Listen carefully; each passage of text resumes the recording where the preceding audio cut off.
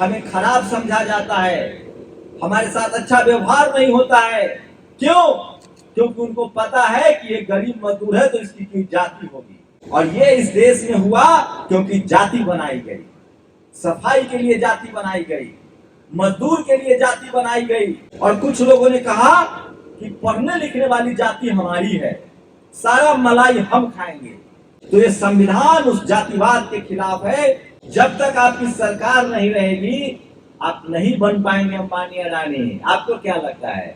वो मेहनत से बना हुआ है, जिसकी सत्ता है उसी का व्यापार है। अपने बच्चों को कहिए आंख में आंख डालकर राजनीति की बात करें, किसको वोट देना है, कौन हमारे लिए सही है। डरना नहीं है, थाली नहीं है तो हाथ पर खाओ, कपड़ा नहीं तो फटा कपड़ा पहनो, लेकिन अपने बच्चों को स्कूल कॉलेज जरूर भेजो। केम छो? आ रहा है ना, वीडियो आ रहा है। मुझे बोलना पड़ता है, गुजरात के ही प्रधानमंत्री और गृह मंत्री है, मेरा सारा वीडियो कोर्ट में भेज देते हैं, इसलिए मैं जो भी बोलता हूँ सब रिकॉर्ड करता हूँ। यहीं के गृह मंत्री हैं और प्रधानमंत्री है और हमसे बड़ी दुश्मनी है। आज देख ही लिए चंदा लेने में कितना मास्टर है, 6000 करोड़ का चंदा मिला है बीजेपी को। सारे यहाँ लोग नाम लेने में भी डरते हैं क्या? प्रधानमंत्री और गृह मंत्री का नहीं डरना चाहिए। हमारे बाप ने संविधान लिखा है और जब तक संविधान है किसी से डरने की जरूरत नहीं है। बस एक ही काम करना है जो आप लोगों ने, सुरेंद्र नगर के लोगों ने किया है, लाइब्रेरी खोलना है। मेरा नाम शंभू है, मैं एक यूट्यूब चैनल चलाता हूँ नेशनल दस्तक। आज ही सब लोग सब्सक्राइब कीजिए, देखिए। और इस देश का और इस दुनिया का पूरा Bahujan Samaj, SC ST OBC और महिलाएं उसको देखते हैं क्योंकि हम आपके अधिकारों की बात करते हैं और उसके एवज में हम जेल जाने के लिए भी तैयार हैं और हमारी हत्या भी करवा सकते हैं लोग। ये जातिवादी मनुवादी गुंडे कुछ भी कर सकते हैं, लेकिन इनसे डरना नहीं है। बाबा साहब का जब तक संविधान है, हम सब ने अगर संविधान बचा लिया तो संविधान हम सबको बचाएगा। ये मैं नहीं कह रहा हूं, ये सुप्रीम कोर्ट में जो भी चीफ जस्टिस ऑफ इंडिया है उन्होंने कहा है। ये संविधान न होता तो एक चाय वाले का बेटा प्रधानमंत्री न बनता, ये संविधान न होता तो अमित शाह गृह मंत्री न बनते। तो इसी संविधान की वजह से बने हैं वो प्रधानमंत्री और गृह मंत्री। और हमारे पुरखों ने ये संविधान बनाया है। और संविधान आया कहां से है? सम्राट अशोक के भारत से संविधान आया है। तो ये देश हमारा है, इस देश को बनाने वाले हम लोग हैं। चाहे नदी बनाना हो, सड़क बनाना हो, चाहे इस देश का खेती किसानी हो, सब हम लोग गरीब मजदूर लोग करते हैं। और हमें जब पढ़ने लिखने नहीं दिया गया और जब बाबा साहब का संविधान आया और जब रिजर्वेशन लागू, आप तो हम पढ़ लिख भी रहे हैं, डॉक्टर इंजीनियर कलेक्टर भी बन रहे हैं, बस पत्रकार नहीं बनने दिया जा रहा है। वो भी आप लोग बनिए ताकि अपनी बात हम लोग रह सकते। तो ये तो बात थी राजनीति की और राजनीति आपको करनी पड़ेगी बस। लेकिन मुझे खुशी है कि गुजरात में बाबा साहब के नाम पर इतने लोग बैठे हुए हैं, इससे खुशी की कोई बात ही नहीं हो सकती है। आप लोगों को देखकर लग रहा है कि समाज जागरूक हो रहा है, एकजुट हो रहा है और बाबा साहब के रास्ते पर हम चल भी रहे हैं। और क्यों जरूरी है बाबा साहब के रास्ते पर चलना? क्या हम लोग बाबा साहब को कोई भगवान मानते हैं? क्यों उनकी इतनी इज्जत करते हैं? बाबा साहेब के रास्ते पर चलना, बुद्ध के रास्ते पर चलना, सम्राट अशोक के रास्ते पर चलने का मतलब है हम एक बेहतर इंसान बनना चाहते हैं, हमारा बच्चा बेहतर बनना चाहता है। आज कौन नशा करता है? आज गरीब कौन है जिसके पास शिक्षा नहीं है? आज व्यापार किसका कम है जिसके पास शिक्षा नहीं है? ज्योतिबा फुले ने क्या कहा था, यही महाराष्ट्र के थे, कि विद्या बिन गति गई, गति बिन मति गई, मति बिन व्यापार गया, व्यापार बिना हम शूद्र कहलाए, मतलब गरीब कहलाए। हमको बनाया गया, हमसे शिक्षा छीना गया, शिक्षा नहीं था तो हमारा व्यापार चला गया, और जब व्यापार चला गया तो हम लाचार, बेबस और गरीब हो गए। इसलिए अगर हम चाहते हैं कि हमारी गरीबी दूर हो, आप तो गुजरात के लोग हैं, व्यापार तो आपके खून में है। हम नहीं कह रहे, मोदी जी कहते हैं कि व्यापार हमारे खून में, अच्छी बात है, हम भी व्यापार के खिलाफ नहीं है। लेकिन सोचिए हमारा व्यापार में कितना हिस्सा है।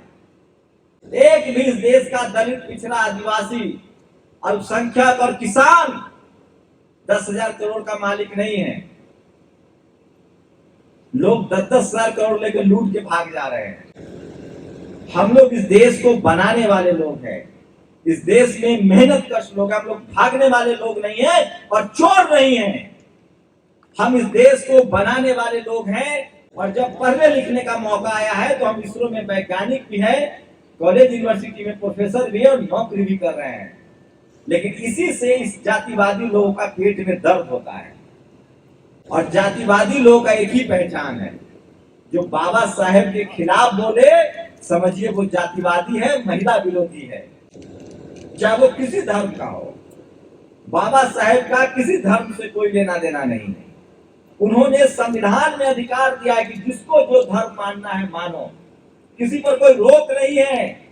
लेकिन आपका संविधान में जो अधिकार है वो SC ST OBC के रूप में दर्ज है। आप दलित हैं, पिछड़े हैं, आदिवासी हैं, किसान हैं, अल्पसंख्यक हैं, तो बाबा साहब ने आपको संविधान में अधिकार दिया है। और वो अधिकार तभी पता चलेगा जब आप लाइब्रेरी जाएंगे। इसलिए आप लोग के लिए ताली कि आप लोगों ने लाइब्रेरी बनाया है। हमारा गरीबी दूर होने का एक ही रास्ता है, आप लोग मानिए चाहे नहीं मानिए। मैं मजदूर के घर पैदा हुआ और अगर पढ़ाई लिखाई नहीं करता तो आज कहीं मजदूरी कर रहा होता। मजदूरी खराब नहीं है, दुनिया भर में मजदूरी करते हैं लोग, दुनिया भर में सफाई कर्मचारी हैं, दुनिया भर में किसान हैं, लेकिन वहां उनका सम्मान है। आप तो गुजरात के लोग विदेश में भी बहुत रहते हैं, पता कीजिए वहां कारपेंटर कितना कमाता है, सफाई कर्मचारी की कितनी सैलरी है, सबका। और उससे भी बड़ी बात अपने देश में क्या है, अगर मैं मजदूर हूं, सफाई कर्मचारी हूं, सब्जी बेचता हूं, तो हमारा समाज में इज्जत नहीं है, हमें खराब समझा जाता है, हमारे साथ अच्छा व्यवहार नहीं होता है। क्यों? क्योंकि उनको पता है कि ये गरीब मजदूर है तो इसकी कोई जाति होगी। इसलिए संविधान, पढ़ाई लिखाई इसलिए जरूरी है कि हमें सम्मान से जीना है। हमारा काम कोई भी हो सकता है दुनिया में, चाहे कोई सफाई कर्मचारी हो, चाहे कोई सड़क बनाता हो, चाहे कोई मजदूर हो, चाहे किसान हो, चाहे कलेक्टर हो, SP हो, चाहे कोई गृह मंत्री हो, प्रधानमंत्री हो, मानव का सम्मान एक बराबर होता है। हम आपके यहाँ काम कर रहे हैं तो पैसा ले रहे हैं, न तुम एहसान कर रहे हो ना हम एहसान कर रहे हैं। लेकिन अपने समाज में क्या है, ये कलेक्टर है तो इसका सम्मान ज्यादा है, ये गृह मंत्री है भले चोर हो जाए तो भी उसका सम्मान ज्यादा है। ऐसा नहीं होना चाहिए। और ये इस देश में हुआ क्योंकि जाति बनाई गई, सफाई के लिए जाति बनाई गई, मजदूर के लिए जाति बनाई गई, खेती किसानी करने के लिए जाति बनाई गई। और कुछ लोगों ने कहा कि पढ़ने लिखने वाली जाति हमारी है, सारा मलाई हम खाएंगे, ऊपर हम बैठेंगे, बाकी सब मजदूर है, राजा से भी ऊपर बैठेंगे हम, एक राज करने वाली भी जाति बनाई। तो ये संविधान उस जातिवाद के खिलाफ है। और ये सारी बातें दिमाग में तब काम समझ में आता है जब हम स्कूल, कॉलेज और लाइब्रेरी जाते हैं। आप यकीन मानिए, आप गरीबी से लड़ लेंगे, बीमारी से लड़ लेंगे, आप समुंदर पार कर जाएंगे। गुजरात में तो समंदर भी बहुत है, लेकिन आप जातिवाद से नहीं लड़ सकते हैं तब तक जब तक आप किताब न पढ़े, बाबा साहेब को न पढ़े, फुले करियार अम्बेडकर को न पढ़े, तब तक आपको जातिवाद समझ में नहीं आएगा। और ये जातिवाद आपको खून की तरह खाता रहेगा। और इसके लिए जरूरी है कि अगर हम लोग, बाबा साहेब ने हमको, इस देश में हजारों जातियां थी, बाबा साहेब ने जाति खत्म किया।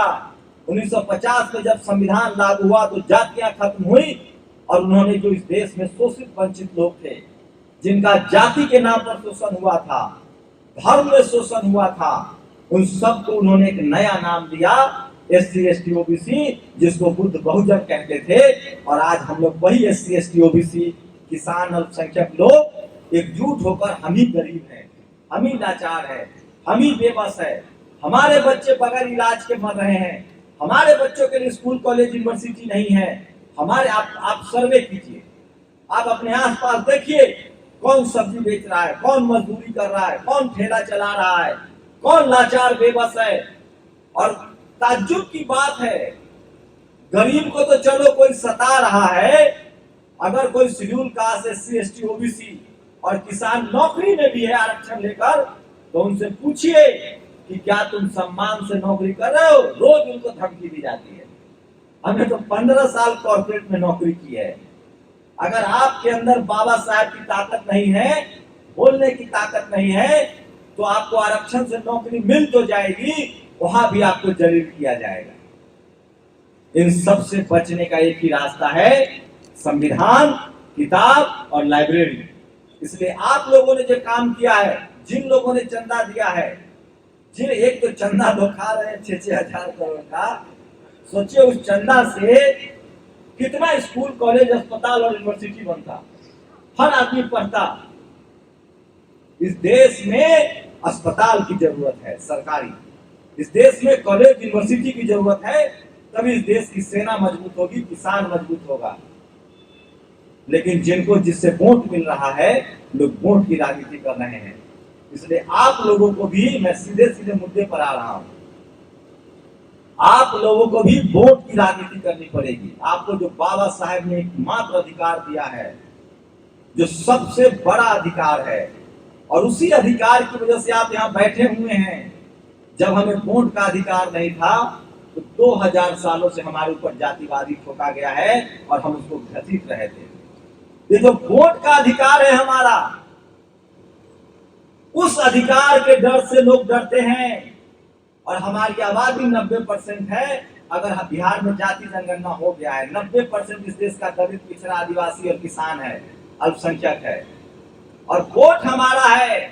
और मान्यवर कांशीराम साहब की जयंती है ना, उन्होंने कहा था वोट हमारा, राज तुम्हारा, नहीं चलेगा, नहीं चलेगा।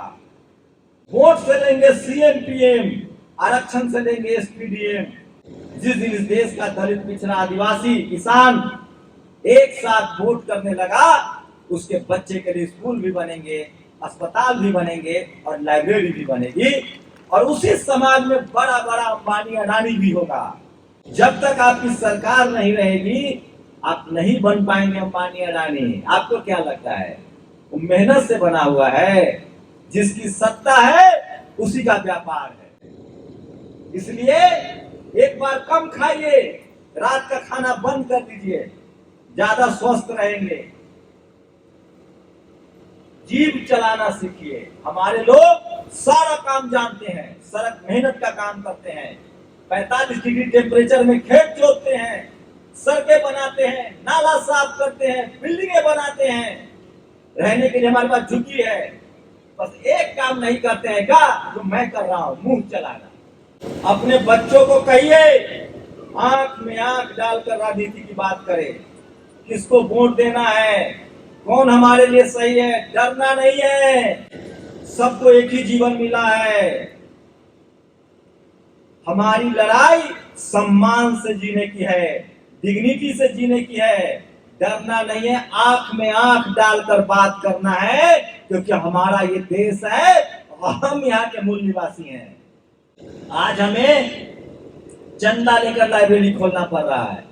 ये काम सरकार का है कि हमारे बच्चों के बाबा साहब ने संविधान में इंतजाम किया है, पढ़िए उसको, कि अगर कोई गरीब है, किसी के पास घर नहीं है, एजुकेशन नहीं है, किसी के पास डॉक्टर बीमारी हो रही है, वो सरकार की जिम्मेदारी है, सरकार इलाज करवाएगा।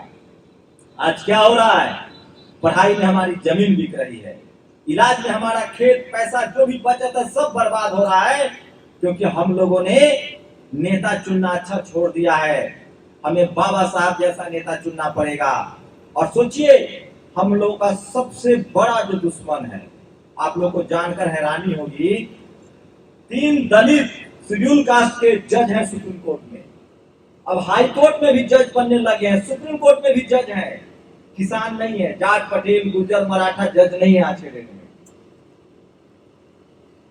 लेकिन सोचिए, हम जज बन रहे हैं, इसरो में वैज्ञानिक बन रहे हैं, चांद पर जा रहे हैं, लेकिन हम पत्रकार नहीं हैं। हमारा सबसे बड़ा दुश्मन है ये टीवी अखबार। ये हमें गुमराह करता है, कभी फिल्में बनाकर, रोज न्यूज देखकर हमें गुमराह करता है। आपके घर में जो टीवी अखबार है वो सबसे बड़ा मनुवादी है, सबसे बड़ा इस देश के बहुजनों का दुश्मन है। उसको बंद कीजिए। वो हमेशा आपको झूठ दिखाता है, वो आपके नेताओं को बदनाम करता है। लालू यादव चोर है, मायावती चोर है, मुलायम सिंह चोर है, ये सब झूठ है। अब तो सामने आ गया, 1 रुपया मायावती को चंदा नहीं मिला है, 2 करोड़ रुपया लालू यादव की पार्टी को मिला है। इस देश में बहुजन समाज के नेताओं को बदनाम किया गया ताकि उनके लोग उनको छोड़ दे। और ये सब समझना पड़ेगा हम लोगों को, और हम लोग को यूनाइट होकर वोट का चोट करना पड़ेगा। और अपने समाज के जो सड़क पर मेहनत कश लोग हैं, वो कोई तो होगा जिसने कोशिश की होगी इस लाइब्रेरी के लिए। मैं नाम भी पहली बार मिला अशोक भाई, जैसा नहीं कि मैं इनका कोई खास आदमी हूँ। ऐसे लोग जो समाज के लिए काम करते हैं दिन रात, चाहे कोई प्रोफेसर हो जो मंच पर आकर बोलता है, कोई डॉक्टर हो, इंजीनियर हो जो अपनी नौकरी खतरे में डाल करके आपके लिए काम कर रहा है, ऐसे लोगों को वोट दीजिए, ऐसे लोगों को विधानसभा और संसद भेजिए। तब जाकर आपकी किस्मत बदलेगी। सड़क का नेता चुनना होगा जो आपके दर्द को जानता हो, जो आपको तकलीफ को जानता हो। लोकतंत्र में आपका हर मर्ज का, हर बीमारी का एक इलाज है, वोट की ताकत। और आने वाला है समय, तो बहुत समझदारी से वोट कीजिएगा। नहीं तो पता नहीं अगला 5 साल अगला बार वोट भी कर पाएंगे कि नहीं, ये वो खतरा वहां पे सता रहा है। तो हम सबकी कोशिश है। संत गाडगे ने कहा है, हमारे इस बहुजन समाज से थे, थाली नहीं है तो हाथ पर खाओ, कपड़ा नहीं तो फटा कपड़ा पहनो, लेकिन अपने बच्चों को स्कूल कॉलेज जरूर भेजो। जब वो स्कूल कॉलेज जाएगा तो व्यापार भी करेगा, बिजनेस भी करेगा, नाम शोहरत भी करेगा और सम्मान से जिएगा भी। इसलिए हम लोग की सबसे बड़ी पूंजी क्या है? किताब, लाइब्रेरी। सबसे बड़े हमारा संपत्ति क्या है? हमारे पास जमीनें नहीं रह गई, हमें छीन लिया गया। आज हम जमींदार नहीं हो सकते हैं। हमारे पास सरकारी नौकरियां खत्म हो रही है, वहां भी हमें भगाया जा रहा है। इस देश में जो मनुवादी हैं, जो जातिवादी लोग हैं, वो हमें मारना नहीं चाहते हैं, वो हमें जिंदा रखना चाहते हैं, क्योंकि उनको मुफ्त का मजदूर चाहिए, उनकी फैक्ट्रियों में मजदूर चाहिए, उनको मुफ्त का घर में मजदूर चाहिए जो उनका खाना बनाए, उनकी गाड़ी चलाए, उनका मतलब चाकरी करे, मजदूरी मुफ्त में 1000, 2000, 10,000, 5,000 देकर उनका काम करे। और जब ये काम आप कीजिएगा तो आपको अच्छा कहेंगे कि बहुत अच्छा आदमी है, हमारा गाय पालता है, हमारी सब्जी लाता है, हमारा ड्राइवर है, ऑफिस में पोछा लगाता है। उनके पेट में तब दर्द होता है जब आप उनकी बराबर वाली कुर्सी पर बैठने लगिएगा, जब अपना व्यापार खड़ा कीजिएगा, जब आप कलेक्टर एसपी डीएम बनना चाहिएगा, तब उनके पेट में दर्द होता है और कहेंगे कि अच्छा। तो वो हमें मारना नहीं चाहते हैं, वो हमें मजदूर बनाए रखना चाहते हैं, लाचार और बेबस रखना चाहते हैं। और इस लाचारी, बेबसी और मजदूरी से निकलने का एक ही रास्ता है, किताब, बाबा साहब का संविधान और ये लाइब्रेरी। इसलिए जिन लोगों ने इस लाइब्रेरी को बनाया उनका बहुत बहुत शुक्रिया। यही के बैक टू सोसाइटी है। और हम लोग गरीब, लाचार, बेबस लोग हैं। हमें चीटियों से सीखना चाहिए।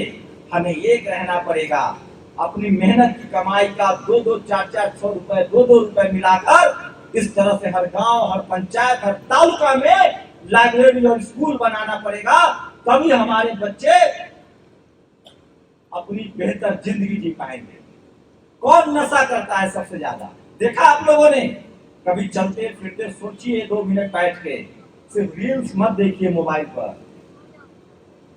सबसे ज्यादा नशा करता है गरीब, सबसे ज्यादा, क्योंकि उसके पास समझ नहीं है, उसके पास दिमाग नहीं है, क्योंकि वो पढ़ा लिखा नहीं है। वो अपनी मेहनत की कमाई सिगरेट में, बीड़ी में, दारू में, गांजा में उड़ा देता है। वो अपने बच्चों के लिए किताब नहीं लाता है, नशा करता है।